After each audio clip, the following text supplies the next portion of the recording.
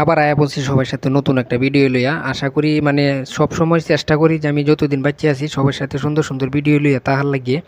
আর আমি মালদ্বীপের কিছু কিছু দৃশ্য আছে এগুলা দেখাই। আর আমি সরল সোজা মানুষ, আমারও কিছু কথাবার্তা আপনাদের সাথে শেয়ার করি।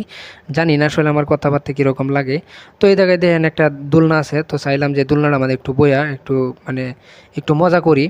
তো আশা করি এই যে হনজের যে ফিল্ডে এই যে এইরকম ফিল্ডে নেওয়ার লাগে কিন্তু অনেক মানুষে অনেক টিয়া পয়সা খরচ করে আইয়ে, তবে আমরাও টিয়া পয়সা খরচ করে আইছি। তবে এরকম ফিল নেওয়ার কোনো আশা আছেন না, আশা আছেন একদমই মানে টিয়া পয়সা কামানির লাগিয়ে। তো এখন যেহেতু আইলাম, যেহেতু মানুষ কয় না যে এই সুযোগ পাইলে কিন্তু কেউ ছাড়ে না, যেহেতু আমরা সুযোগ পাইলাম হয়তো আজকে সময় বালা, অনেকটা সময় যাব সময় বালা থাকতো না। ঠিক আছে, এই জন্য কিন্তু এই সুযোগে সদ্ব্যবহারগুলো করতেছি, মানে জায়গাটি অনেক সুন্দর ঘুরতাছি, হ্যাঁ আটতাছি, মানে সব কিছুই।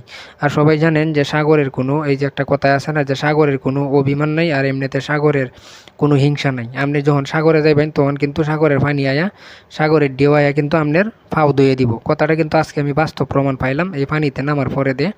মানে খুবই সুন্দর একটা দৃশ্য। তখন আমি এই জায়গাতে হাত পাও ধুয়েলতাছি, পাওটাও ধুইতাছি, এই দেখেন জুতা বাসায় লইয়া যাইতেছে গা পানি। তো যাই হোক, সবাই ভালো থাকবেন, সুস্থ থাকবেন। আমি সরল সোজা মানুষ, সবসময় আমার এই নিত্য নতুন ভিডিওগুলো সবার সাথে শেয়ার করার চেষ্টা করি, কীরকম হয় অবশ্যই জানাবেন। আর সবার জন্য সবসময় দোয়া রইল। আর বরাবরের মতো আজকে এই পর্যন্তই, আবার নতুন কোনো ভিডিও নিয়ে তো আপনাদের সাথে দেখা হইবই। তো সবাই ভালো থাকবেন, সুস্থ থাকবেন, ধন্যবাদ।